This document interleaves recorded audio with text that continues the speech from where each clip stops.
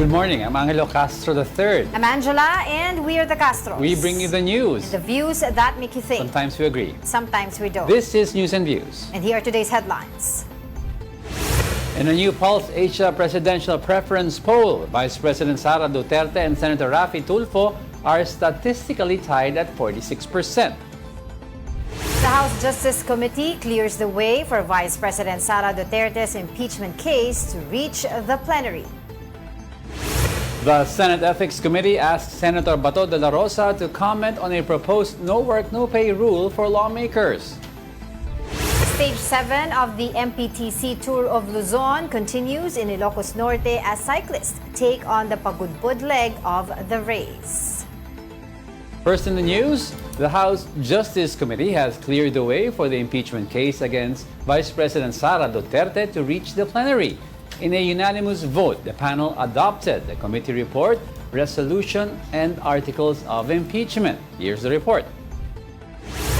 Let it be placed on the record that 55 out of 55 justice members physically present manifested their support to the approval of the committee report, to the attached resolution setting forth the articles of impeachment as amended. The chair therefore declares the motion unanimously approved. All 55 members of the House Committee on Justice voted in favor with no objection on the committee report, resolution, and articles of impeachment against Vice President Sara Duterte. This means the committee found sufficient evidence that VP Sara may have committed acts falling under the grounds of culpable violation of the Constitution, betrayal of public trust, bribery, graft and corruption, and other high crimes. These stem from allegations of unexplained wealth, misuse of confidential funds, and threats against the lives of President Bongbong Marcos, First Lady Liza Marcos, and former House Speaker Martin Romualdez. The 53 Justice Committee members present also voted unanimously to declare that there is probable cause or sufficient basis for the impeachment complaints against VP Sara. For Bicol Saro Party List Representative Terry Ridon, if the committee can already secure 55 votes at this stage, he believes they can get more than the required 106 votes to impeach VP Sara. The Vice President will be impeached. It is certain by next week we will get the votes to impeach the Vice President.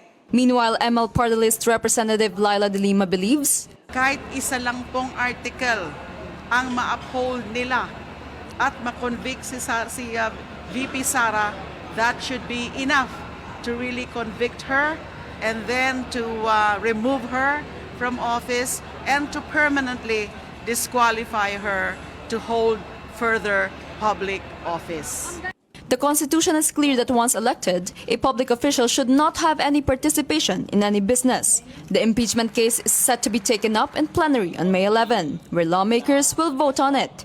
But even now, some lawmakers are already opposed to the impeachment moving forward or refuse to take part in what they call politicking. Obviously, no to impeachment ako. It's the same as the 2025 impeachment. There's nothing new. So if they plan on doing this every year, it's just going to be a waste of government resources. Meanwhile, Vice President Sara Duterte maintains her lead in the latest 2028 presidential preference survey by Pulse Asia. Conducted from February 27 to March 2, 2026, the survey shows 51% of respondents would vote for Duterte for president. Naga City Mayor Leni Robredo follows with 43%. In another head-to-head matchup, Duterte was paired against Senator Raffy Tulfo, with both posting 46%. Both Robredo and Tulfo have previously said they are not considering a presidential bid in 2028. Let's talk more about this with Ana Maria Tabunda, Research Director of Pulse Asia Research. Good morning and thank you for joining us. Hi, good morning. Morning, ma'am. Good morning. All right, before we talk about the statistics of the survey, ito po bang survey na to ginawa prior to the impeachment hearings, yung mga clarificatory hearings ng Justice Committee? It was held from February 27 to March 2. And then what does the statistical tie between Duterte and who's this? And Senator Raffy Tulfo indicate about the voters' preference? Well, it shows that if it's only one-on-one, meaning only two candidates will run for president, that you have about nearly half as many not preferring Sara Duterte as those who prefer her. And based on previous surveys po, ma'am, may mga noticeable shifts ba with regards to yung numbers, or was this expected? We're essentially getting the same results as from earlier probes. And ang ibig sabihin po ba nito, nakikita po natin, although si VP Sara pa rin yung mataas sa survey, pero mayroon pong pag-increase din sa side po ni VP Leni Robredo. Does this mean po na people are now looking for another leadership style? Well, some of them are looking for another leadership style, but some continue to prefer the Duterte style. Right. Pero how significant po yung gap nitong pag-increase ni former Vice President Leni Robredo, now Mayor, doon po sa percentage ni VP Sara? Well, kasi one-on-one yan eh. Opo. Kaya tumaas si former Vice President Leni Robredo. Pero kapag marami yung names, malaki yung lead ni Sara Duterte sa next candidate. And then yung pagsabi po o yung pagsama kay Senator Raffy Tulfo, does this indicate dahil ngayon po kahit papaano wala pa po talagang certain aside from VP Sara na gustong tumakbo or publicly announcing na sila po ay tatakbo in the presidential elections. Tama po ba 'yun? Ano po yung question dyan? So, kumbaga po, parang kaya po nakikita natin na ito lang po muna si Senator Raffy Tulfo at saka si VP Mayor Leni Robredo yung nandito sa options natin. Is it because si VP Sara pa lang naman po talaga officially ang nag-a-announce na may interesado siya na tumakbo bilang presidente? Definitely may effect yung siya lang yung nag-a-announce. And anong The vote areas po preference. yes, ma'am, anong areas pa ang covered nitong para mas Do you see VP Sara maintaining a wide lead sa Mindanao o yung gap nag-narrow? Oh yes, she definitely has a very wide lead in Mindanao. And si Halos solid ang Mindanao sa kanya. Right, si that's true. Senator I Raffy, see it here, si Senator Raffy Tulfo po, does he share the same, if you're going to compare it, isasama mo si Mayor Leni tsaka si Senator Raffy, are they both strong sa NCR or Luzon? Mas Luzon. So kung let's say for example mag-consolidate yung vote kay Tulfo and Robredo, hypothetically, may habol ba to doon kay VP Sara? Kapag may maraming tumakbo, hindi Ang laki ng lead niya kapag malaki maraming talaga. takbo. Oo. Nakakalapit lang sila pag one-on-one. Malamang maraming magpa-file. Yeah. And then, well, it's given na talagang mangunguna si VP Sara sa areas of Mindanao because that's her Bailiwick. diba? But here I can see it here sa Luzon, Balance Luzon, the former Vice President actually performed strongly with 44%. 26% si Tulfo, along with 24% showing in Metro Manila. So, anong ibig sabihin po nito? Well, nakakatulong yung solid support ng Mindanao kay Sara Duterte sa dagbigay sa kanya ng lead over the other possible candidates. So does it mean po, ma'am, that if another candidate from Mindanao were to enter the presidential race, like sabihin na natin si Senator Bongo, pwedeng doon umagaw sa numero ni VP Sara? Pwede, pero hindi pa rin malaki kasi nasama na nga namin ang pangalan ni Senator Bongo sa isang list na ang laki ng lead ni Sara Duterte sa next candidate. Right. Dito po sa survey na to, ma'am, aside po doon sa numero per areas, nakita rin po natin yung kumbaga yung preference ng mga tao per class. No, ABC, DNE. Can you tell us more about it? Well, yung Class D, ang pinakamalaki sa ating bansa. Ang ABC at most 10% yan. Ang Class E, mga 15 to 20. Ang malaki yung Class D. Right. So, dun manggagaling ang support ng karamihan ng kandidato. So how did Vice President Sara Duterte fare in those different class as well as si Mayor Leni Robredo and Senator Raffy Tulfo? Well, they're generally doing about the same, doing well dun sa classes na yun. Oh, like for example po, so kumbaga parang ang Class D po ba ay more on kay VP Sara than of Mayor Leni Robredo? Yes. Yes. Mga ilang percentage po? Ay, sorry, hindi ko matandaan. Okay.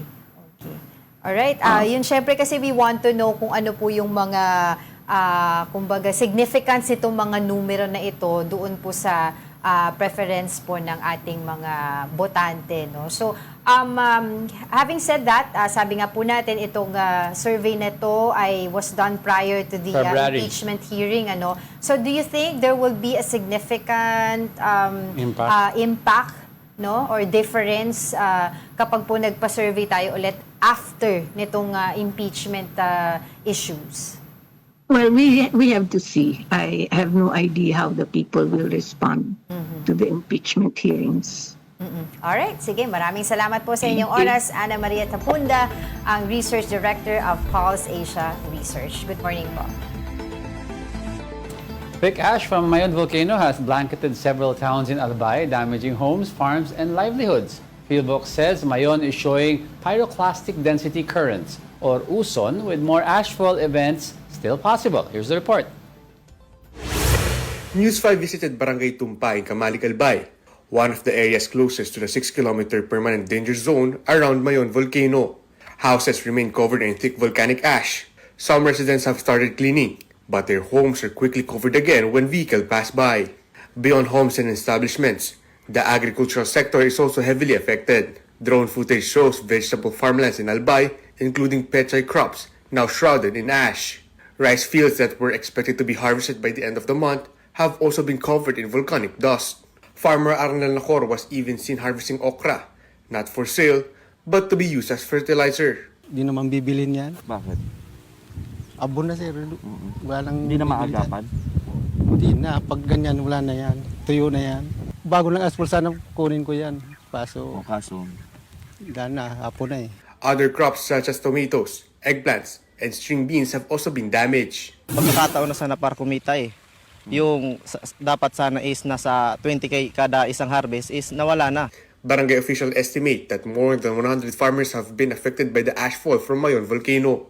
Local government units are now considering cash for work programs to assist affected farmers.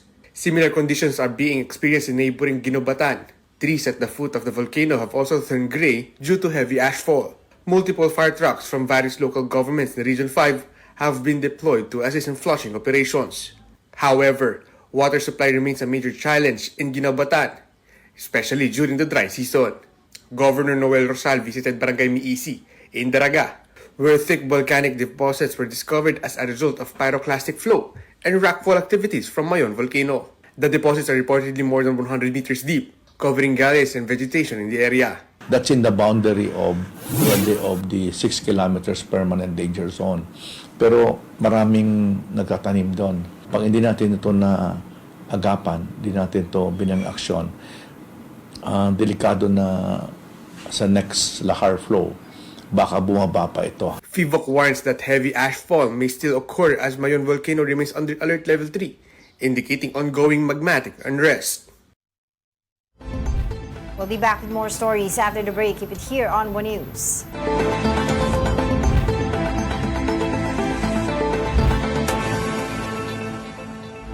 Good morning. You're still watching News and Views here on One News. Oil prices will see mixed movement starting today, May 5. Diesel prices will go up by 2 pesos and 66 centavos per liter. Gasoline prices will also increase by 2 pesos and 21 centavos per liter. Meanwhile, kerosene prices will go down by 3 pesos and 53 centavos per liter. Oil companies are expected to implement the price adjustments at their respective pumps this week. The Philippine Statistics Authority reported that inflation climbed to 7.2% in April from 4.1% in March. Now, for the details, we bring in mobile journalist Fatima Baduria. Fatima, go ahead. Angela, Diego, bumilis ang inflation para sa buwan ng Abril na nasa 7.2%. Ayon sa Philippine Statistics Authority, mas mataas ito ng 3.1 percentage points mula sa 4.1% na inflation rate noong Marso. Mabilis daw ito in 3 years since March 2023. Ibig sabihin, mas mabilis na nagsisitaasan ng presyo ng mga bilihin na epekto pa rin ng gulo sa Middle East. Ayon sa PSA, ang pangunahing dahilan ng pagbilis ng inflation ay ang pagtaas ng presyo ng food and non-alcoholic beverages na may 6% inflation rate dahil ito sa pagmahal ng cereal products, particular sa bigas, na nakitaan ng pagtaas ng presyo na at ngayon ang inflation rate ay nasa 13.7%. Nakaambag din daw ang pagmahal ng presyo ng isda at ng karne. Naramdaman din natin ang pagmahal ng gasolina na may 59.6% inflation rate at diesel na nasa 122.7%. Ito raw ang pinakamabilis na inflation rate na naitala sa diesel at gasolina simula noong 2018.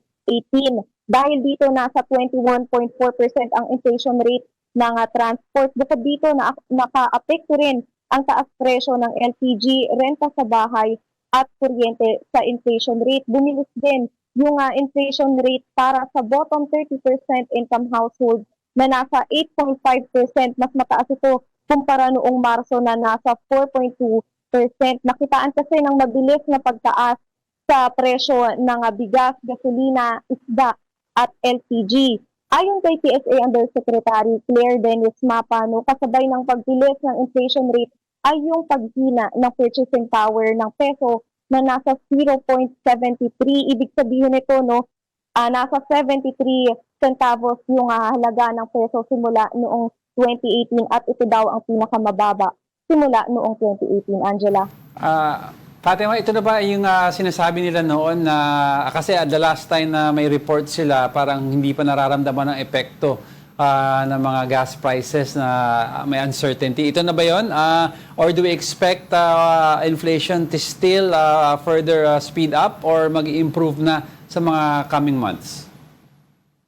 Yes, Diego, nakasama na nga dito yung epekto ng mga pagtaas ng presyo sa gasolina at actually itong araw talaga yung pinakamataas na inflation rate ng gasolina at diesel simula noong 2018 at dahil dyan 3.1 yung percentage points na itinaas ngayong Abril kumpara noong Marso at titignan daw natin sa Mayo kung talagang makakaapekto rin ba yung pagtaas ng gasolina o kaya kung magkakaroon din ng mga rollback sa mga susunod, Diego. Well, ang sabi nga nila, the last time na ganito yung inflation rate na ganito, halos ganitong kasing taas was nung March 2023. It was 7.6%.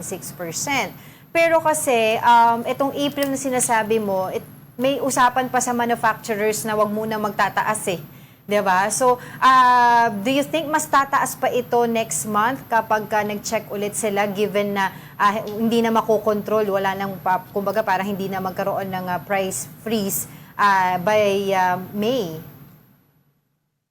Yan ang magandang abangan natin, Angela, dahil nagsasagawa rin naman ng mga bantay presyo.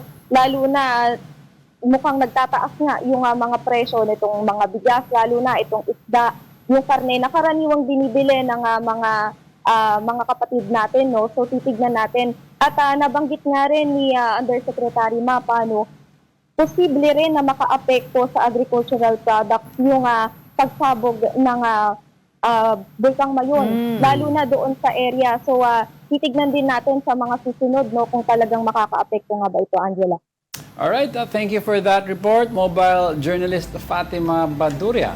And now for the latest developments from the House of Representatives, we now go to our mobile journal, Amy Atienza. Amy, go ahead. Yes, good morning, Angela Diego. Today nga ay magkakaroon muli ng pagdinig itong ad hoc committee ng House of Representatives sa Legislative Energy Action and Development para nga makita natin kung ano pa nga ba yung gagawin din ng lower chamber pagdating sa mga amendments o sa mga bills na kailangang ipasa para nga sa nangyaring oil crisis kanina na ibalita na nga ng Philippine Statistics Authority na nasa 7.2% yung April inflation rate. So inaasahan natin na mas mapapabilis yung pagpasa din itong Kalinga Bill na prinopose dito ni House Speaker Bogie D pati ni Majority Leader Sandro Marcos na siya nga layong magbigay ng assistance para doon sa mga apektadong sektor nitong oil crisis, lalo na dyan yung transport sector, pati na rin yung mga small enterprises para nga matulungan sila at makaahon dito sa nagdaang oil crisis. So far naman kasi kung nakikita lang din natin yung nagiging takbo din, yung daloy din ng prices so far dito sa atin. Bumaba na rin naman yung presyo ng mga bilihin, pero katulad nga din nung narinig natin sa nakaraang pagdinig, hindi na talaga babalik sa normal na 60 pesos or 62 pesos yung mga presyo ng produktong petrolyo. So that titingnan lang kung ano nga ba, kung maaatim ba or maaabot ba yung best scenario, which is nasabi nila na nasa around 75 pesos yung magiging 75 pesos per liter yung magiging presyo ng produktong petrolyo. Nandito na rin, Angela Diego, yung iba't ibang mga ahensya para nga makita rin natin kung ano na rin ba yung mga naging development tungkol nga doon sa iba pang mga na-propose dito. Kasi kung maalala din natin nung around 2 weeks ago na nagkaroon ng huling pagdinig itong lead committee ng House of Representatives ay ang mariin din nilang dinidiin dito ayon sa commission naman ng TNBS drivers ng mga motorcycle taxi riders, pati na rin yung mga four-wheeler na ride-hailing.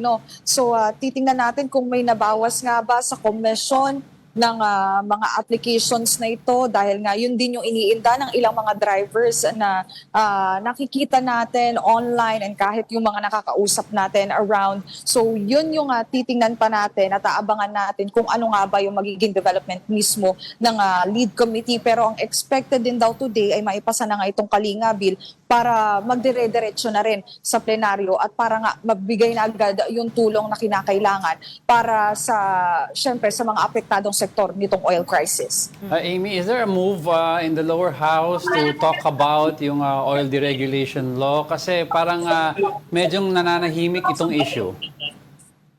Well, so far wala pa tayong naririnig pero may ilan na tayong mga kongresista rin na parang nagsasabi naman ay doon sa taxes muna yung kailangan talagang bigyan ng focus. Andyan si Representative Leandro Leviste, kahit si Representative Kiko Barzaga no nakapanayam natin kahapon before the plenary, sinabi niya na ang bigyang focus nga daw sana muna ay itong mga suspension ng taxes.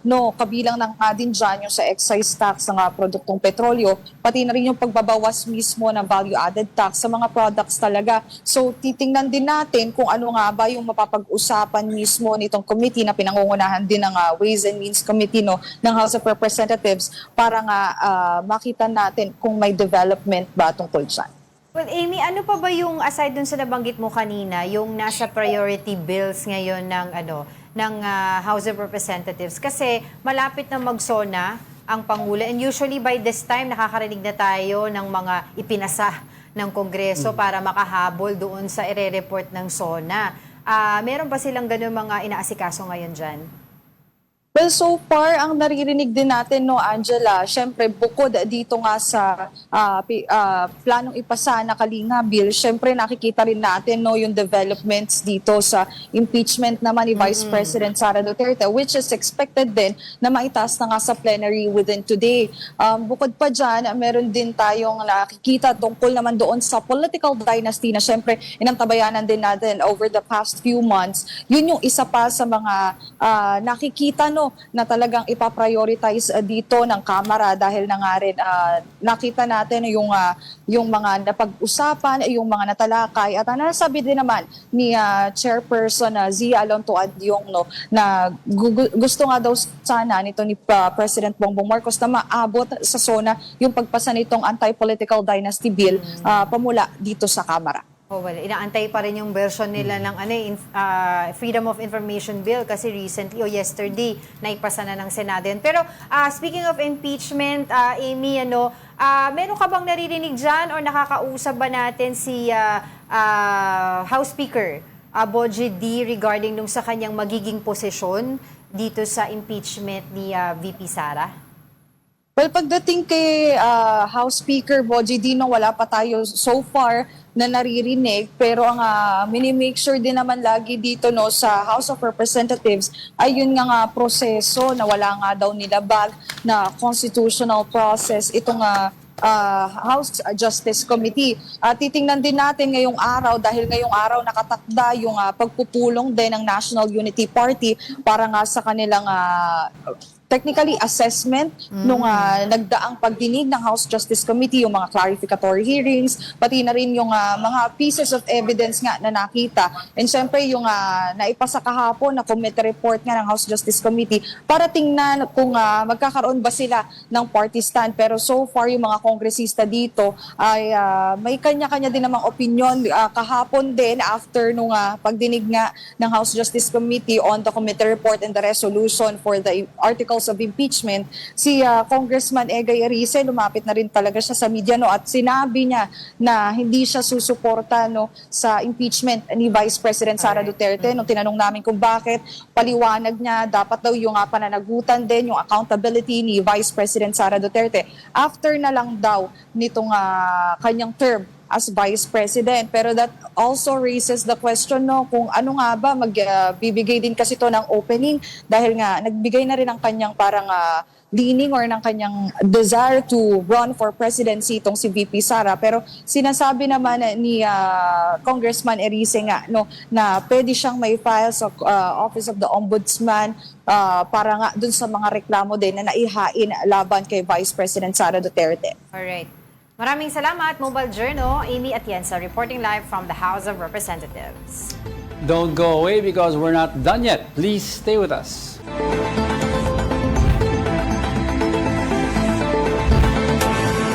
That's good for Philippine operator and Philippine companies and good for encouraging foreign vendor lender participation. Best to get the whole nuclear liability regime in place now. Joint protocol is already signed by the Philippines and has a relatively high number of parties, 36 today. There's no way to get nuclear liability protection with Paris Convention countries that are not CSC countries like France, other than through the joint protocol. France is a significant nuclear country and part of the supply chains of many vendor countries, Russian, US, Japanese, and increasing cooperation with Korean companies. So we are locking out some countries if we do not sign, we do not also ratify the joint protocol. Yun po ang komentaryo ni Helen Cook, Your Honor, Mr. Chairman. Right. Exactly, and that was the topic on the last committee meeting here in the Senate. And they're supposed to give us feedback today on why DFA should include the joint protocol in the request from the ODESGA that the President request ratification from the Senate. Good thing, Congressman Cojuangco, you reminded me of that. And during our last hearing, this committee asked the DFA and the Department of Energy to submit. Have you already submitted? Mr. Chair, we can provide you with an update with your permission. So the DOE through the NEPIAC or Nuclear Energy Program Interagency Committee already met last April 29, and we passed already. There's a draft ratification package pertaining to the kit We're expecting comments, if any, from the member agencies through the 8th.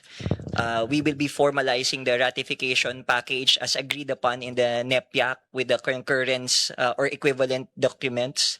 And we expect that this will be submitted formally by to the DFA as a complete package for endorsement to the Office of the President no later than June 9, Mr. Chair, or within the 3 months indicated by the DOE in the last hearing, Mr. Chair. Mr. Chair, for the benefit of Senator Gatchalian, who was not present last hearing, what was presented here in this hearing was a letter from then Director Dr. Carlos Arcilla of PNRI. He's now retired from PNRI. And also a letter from, but he's retired. I think. Anyway. And also Secretary Renato Solidum of the DOST, who likewise wrote a letter urging that the 5th, the joint protocol, also be ratified.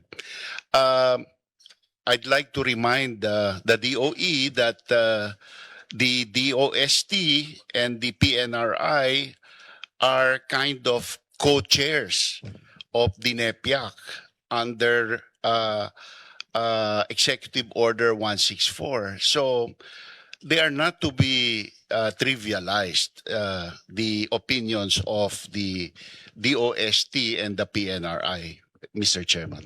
Thank you. DFA, will you be able to comply on June 9? Sir, as soon as we receive the package coming from DOE, we can endorse it right away to the Office of the President, for as long as the package is complete. So, I mean, June 9, it should be with the DFA, right?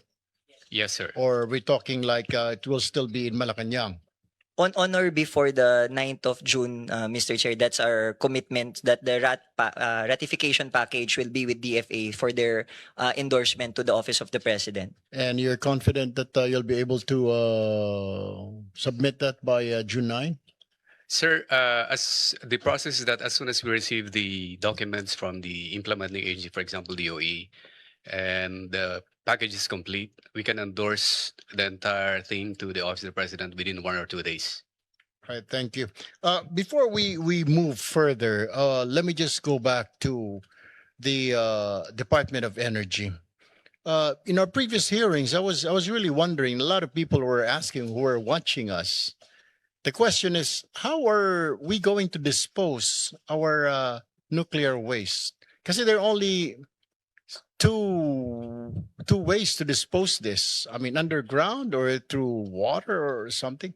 How do we plan this? Mr. Chair, thank you for the question. As we've been relaying to the public when along with the other members of the NEPIAC, in the world, there's only one country that has an actual permanent working repository.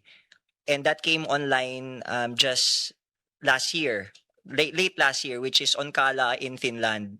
All of the other countries right now in the world with operating nuclear power plants either store their intermediate waste within the nuclear facility in sealed cement caskets that you can touch after a while, or there's an succeeding legislation that is passed specifically in the case of the United States.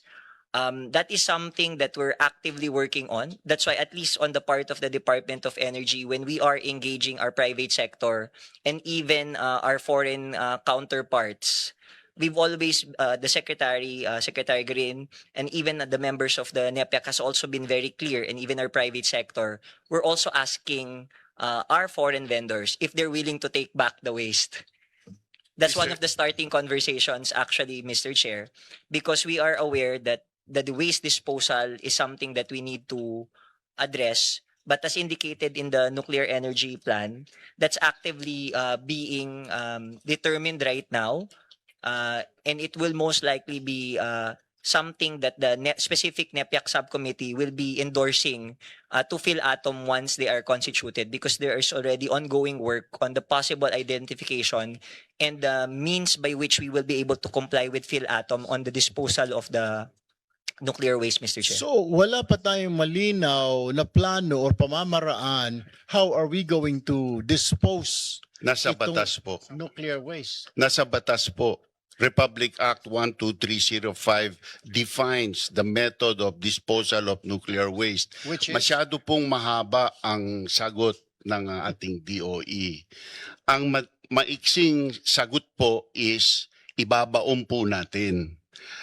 Ibabaon po natin sa isang butas na 2 kilometro ang lalim at 2 kilometro ang horizontal sa pagbutas. Yan po ay ipapasok sa silindro na stainless na hermetically sealed at doon sa horizontal portion at iba-backfill ng bentonite, mud, and concrete.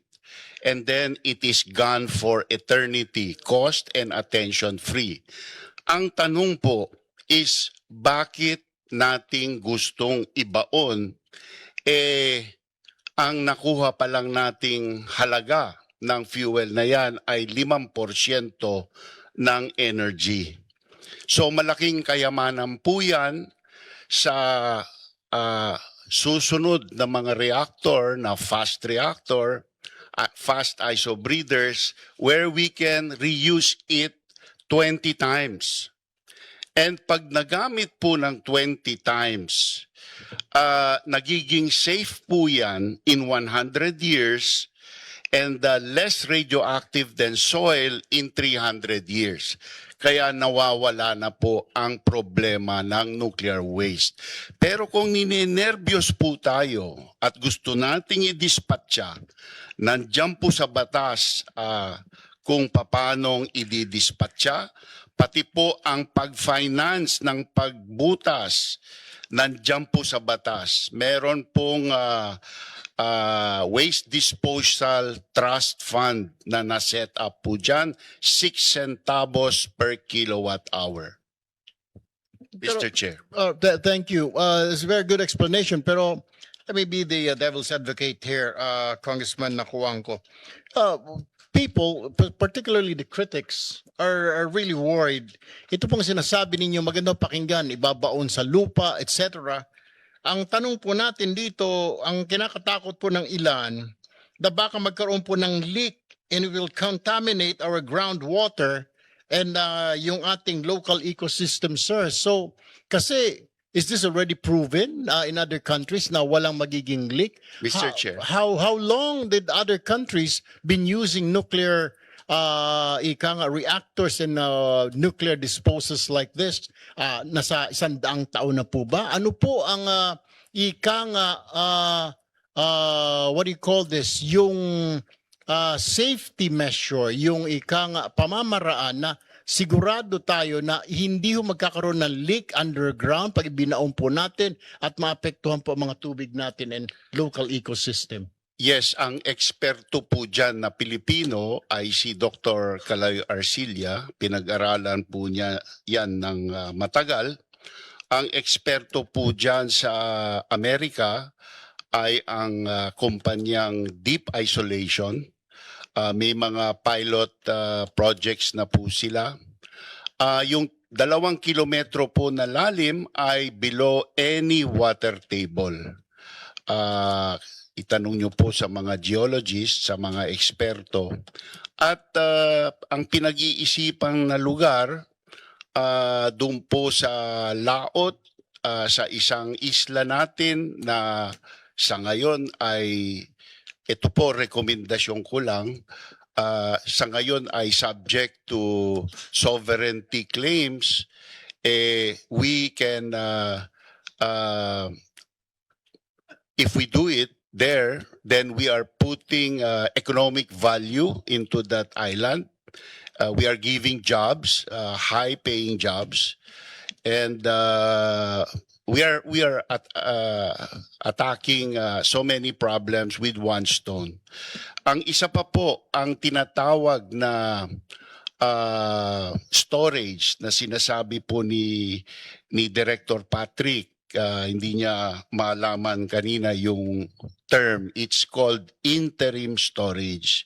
So ito po naka-dry cask, nakatabi sa interim storage, isang parang parking lot lang, or kung gusto nyong bubungan, pwedeng parang basketball court. May mga pictures po ako ng ganyan na sa Switzerland, pinapalibutan po ng mahigit 6,000 kabahayan. Tanggap na tanggap po nila yan ang kaligtasan po niyan.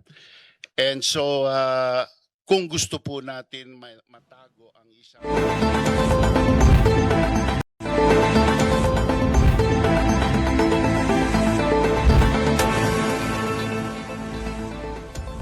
Welcome back. You're still watching News and Views here on One News.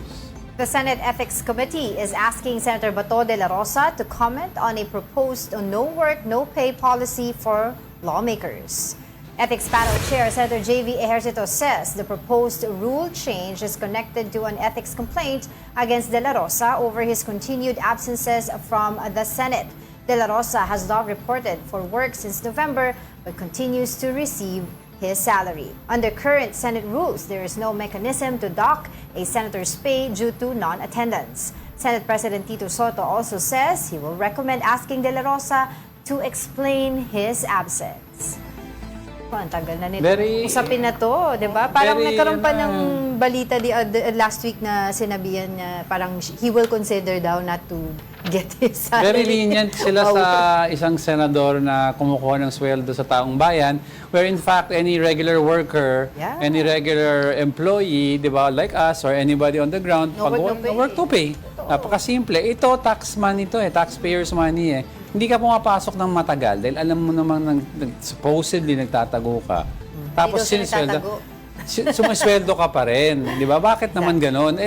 Okay lang naman yung mga tao niya ni Senator Bato sa office. That's okay kasi nagtatrabaho naman yung mga tao Pero yung senador mismo na hindi bumoboto, hindi wala sa plenary, wala sa mga committee hearing, wala sa mga Senate mga meetings, bakit continuous ang pagtanggap ng sweldo? Pag-iisipan mo pa? Yes, parang consider pa niya siya. Tayo pa parang may utang na loob, 'di ba? So parang especially now, kailangan yung presence ng lahat ng senador dahil aside from of course, hindi pa naman sa kanila yung impeachment, pero yung mga hearings na ginagawa nila tungkol sa mga issues surrounding the country, especially itong pagtaas, 'di ba, ng mga produktong petrolyo, yung paano maibsan yung cost of living ng bawat Pilipino, ay hindi siya pumapasok, 'di ba? Wala siyang walang ambag.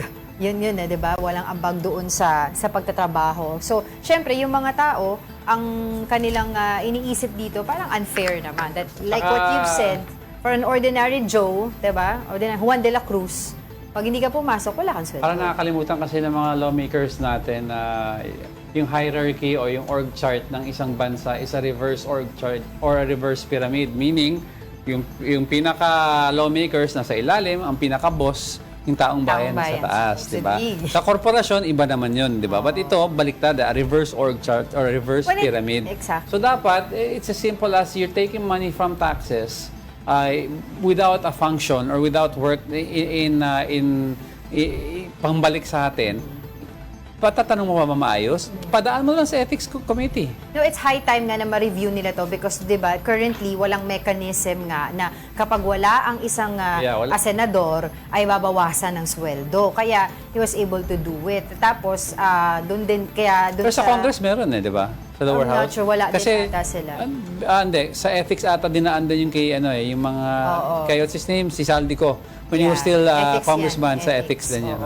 Maraming issue actually na dapat pag-usapan dyan sa Senado.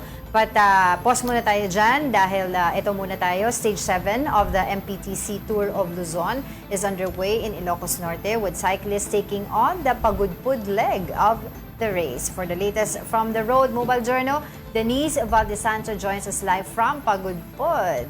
Denise, go ahead. Denise, audio. Nakamute ka.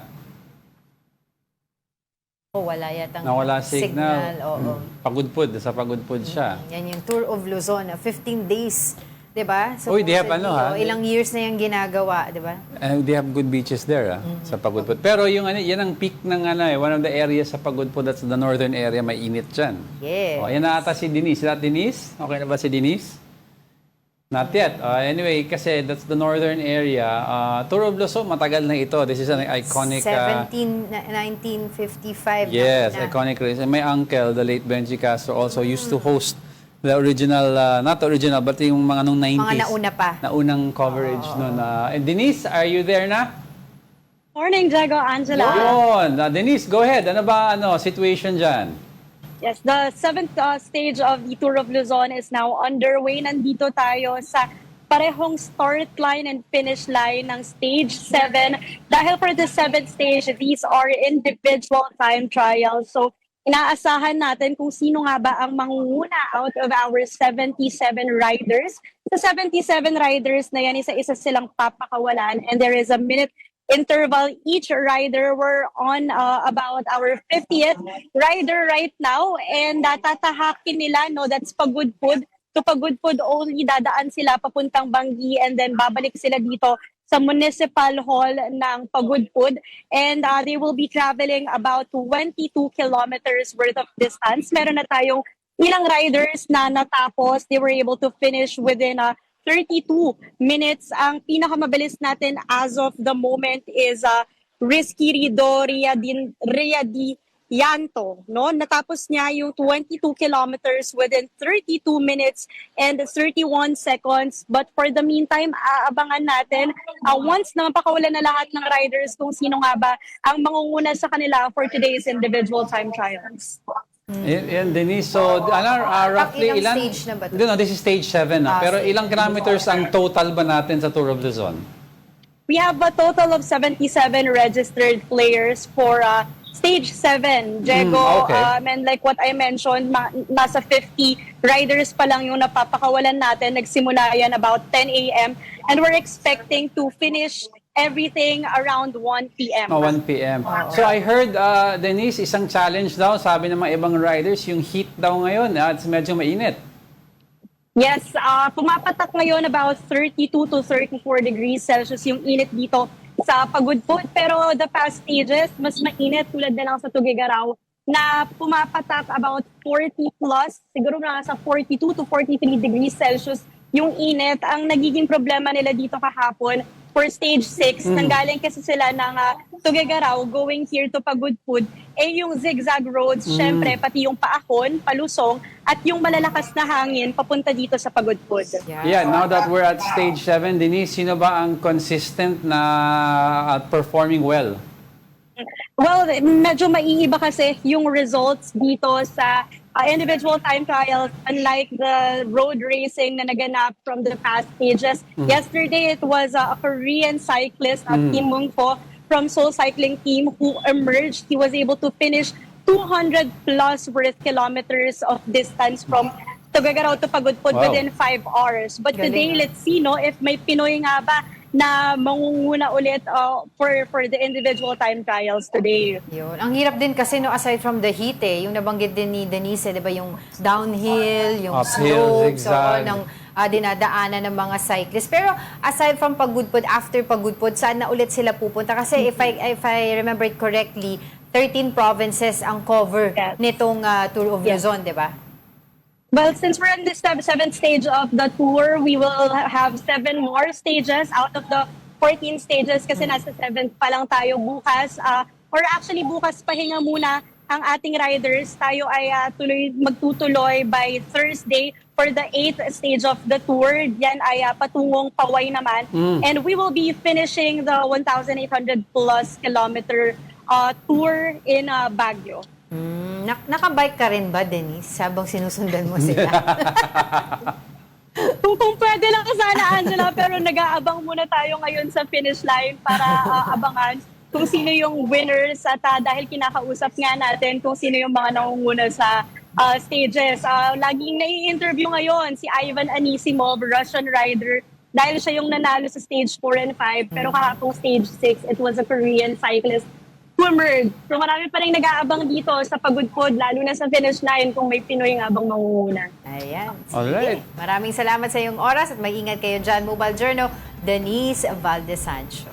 Dapat mag-ano si Denise dyan, mag-sunblock. Ang init eh. May Russian rider, mga Russian, sanay sa lamig yan. Ano kaya reaction nila sa init? Sa init, oo. grabe. So they're at the 7th stage already. Tapos the next daw sa may Paway, Ilocos Norte. Sa mga northern areas. So, and they'll finish off at Baguio. So init.